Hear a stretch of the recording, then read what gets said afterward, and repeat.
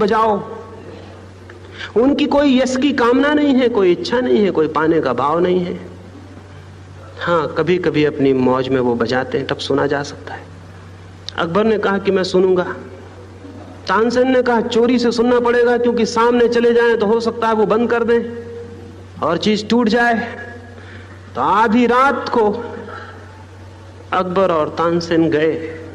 तानसेन का गुरु एक फकीर था, हरिदास, वो यमुना के किनारे रहता, एक झोपड़े में। कोई 3 बजे सुबह उठ के वो अपनी मौज में कुछ गाता और बजाता। दोनों ने झोपड़े के बाहर चोरी से बैठ के सुना। शायद ही कभी किसी सम्राट ने चोरी से बैठ के सुना हो। अकबर रोने लगा। लौटते में तानसेन से बोला नहीं।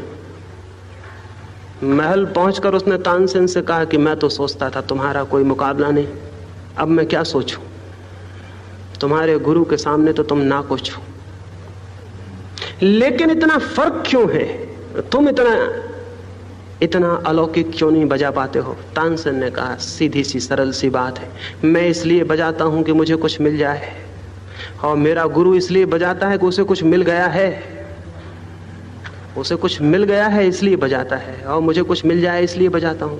मेरा बजाना एक भिखमंगे का बजाना है, मेरे गुरु का बजाना एक सम्राट का बजाना है। आनंद मिल गया है और आनंद से उसका संगीत निकल रहा है, और मेरा संगीत तो एक साधन है कि मुझे रुपए मिल जाएं तो शायद आनंद मिले। 2 तरह का जीवन है।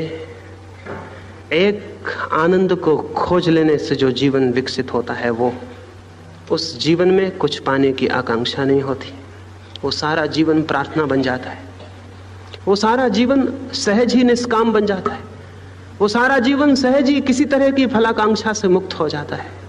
और एक जीवन है दुख का जीवन, जिसमें सब कुछ पाने की इच्छा होती है, आकांक्षा होती है। और स्मरण रखिए, दुख से जो कृत्य निकलता है वो आनंद कभी ना ला सकेगा, क्योंकि जहां से जो चीज निकलती है वही मिल जाती है।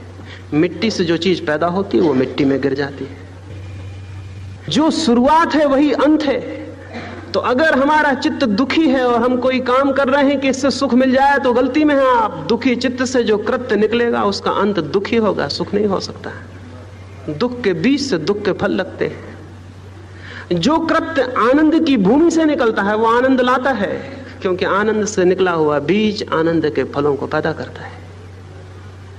तो मैं आपसे नहीं कहता कि आप निष्काम हो जाएं, वासना छोड़ दें, ये तो कभी कोई छोड़ ही नहीं सकता।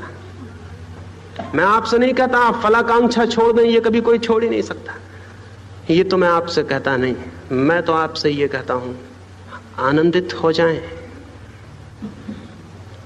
और आनंद को पाने का सूत्र है, मार्ग है। और जिस दिन आप आनंद को पालेंगे, पाएंगे कि गई आकांक्षा, गई वासना। आनंद से भरी हुई आत्मा में कोई वासना नहीं होती, दुख से भरी हुई आत्मा में होती है। तो जिसका चित्त दुख से भरा है, अगर वो वासना छोड़